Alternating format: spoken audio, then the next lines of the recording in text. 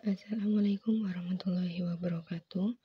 Perkenalkan, nama saya Astafilhaq dengan NIM 2301660182, mahasiswa PPG Prajabatan gelombang 2 tahun 2023 LPTK Universitas Muhammadiyah Purwokerto. Pada kesempatan kali ini saya akan memaparkan tugas dari koneksi antar materi topik 2 pada mata kuliah prinsip pengajaran dan asesmen 1, yaitu mengenai keterkaitan antara asesmen dengan kebutuhan belajar dan perkembangan hasil belajar peserta didik. Sebelum saya mempresentasikan mengenai keterkaitan antara asesmen dengan kebutuhan belajar dan perkembangan hasil belajar peserta didik, saya akan menjelaskan sedikit mengenai asesmen itu sendiri. Asesmen adalah sebuah proses untuk mengumpulkan informasi tentang pemahaman, kemajuan, dan kinerja peserta didik dalam suatu materi atau keterampilan tertentu. Tujuannya adalah untuk memahami sejauh mana peserta didik telah memahami materi, mengidentifikasi area yang memerlukan perhatian lebih lanjut, dan memberikan umpan balik yang bermanfaat untuk mendukung pertumbuhan dan pembelajaran mereka. Asesmen ini terdiri dari 3 jenis. Yang pertama, asesmen awal. Asesmen awal ini dilakukan sebelum guru melaksanakan pembelajaran. Asesmen awal ini dapat menggunakan dari segi aspek kognitif maupun aspek non-kognitifnya. Dan yang kedua ada asesmen formatif. Asesmen formatif ini dilaksanakan pada saat pembelajaran berlangsung. Terdiri dari 2, yaitu asesmen for learning dan asesmen as learning. Asesmen for learning ini tujuannya adalah untuk mengetahui atau memperbaiki kualitas proses pembelajaran. Nah, asesmen for learning ini biasanya berupa kuis, adanya presentasi, adanya tugas mandiri, dan lain sebagainya. Yang kedua adalah asesmen as learning. Asesmen as learning ini melibatkan peserta didik secara aktif dalam penilaian tersebut.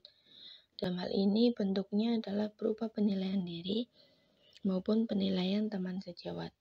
Dan yang ketiga adalah asesmen sumatif, yang jenisnya itu assessment of learning, di mana asesmen ini dilaksanakan di akhir proses pembelajaran, yang bertujuan untuk mengukur capaian pembelajaran dari peserta didik.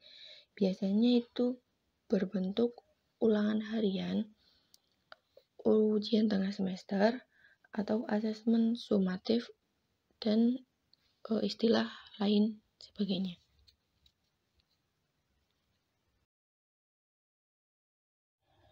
Yang selanjutnya, dari asesmen awal ini kita dapat mengetahui kebutuhan belajar peserta didik, yang mana asesmen awal ini dilakukan oleh guru sebelum pembelajaran berlangsung. Nah, asesmen awal ini memetakan kebutuhan belajar peserta didik berdasarkan aspek kognitif maupun non-kognitifnya. Dari aspek kognitif, yaitu guru mengukur kesiapan belajar peserta didik dengan memberikan tes awal kognitif.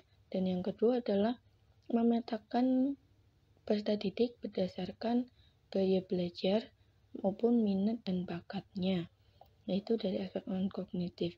Nah, dari asesmen awal ini memiliki keterkaitan dengan kebutuhan belajar peserta didik. Jadi ketika guru melakukan asesmen awal, maka guru dapat mengetahui kebutuhan belajar dari peserta didiknya, sehingga ketika pembelajaran berlangsung, guru telah mengetahui apa saja yang diperlukan oleh peserta didiknya dan memilih proses pembelajaran yang sesuai dengan kebutuhan peserta didiknya tersebut. Setelah guru melaksanakan asesmen awal untuk memetakan kebutuhan belajar peserta didik, selanjutnya guru dapat menentukan asesmen formatif dan asesmen sumatif yang akan digunakannya selama proses pembelajaran.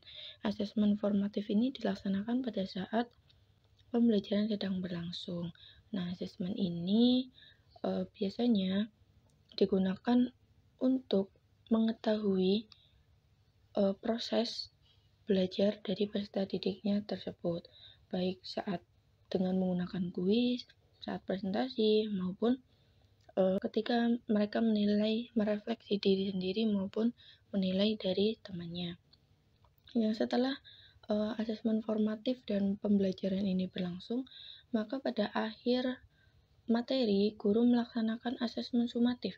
Asesmen sumatif ini digunakan untuk mengukur capaian pembelajaran peserta didik, yang mana dengan asesmen sumatif ini guru dapat mengetahui adanya perkembangan hasil belajar peserta didik yang didasarkan pada asesmen awal tadi. Dari keterkaitan tersebut dapat disimpulkan bahwa dengan menggunakan asesmen yang efektif dapat membantu mengidentifikasi kebutuhan belajar peserta didik dan memfasilitasi perkembangan hasil belajar mereka secara optimal. Dengan memahami keterkaitan ini, pendidik dapat merancang strategi pembelajaran yang lebih sesuai dan mendukung pertumbuhan serta perkembangan peserta didik secara holistik.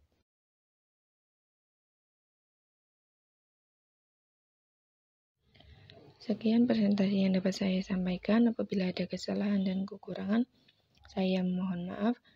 Terima kasih dan semoga bermanfaat. Wassalamualaikum warahmatullahi wabarakatuh.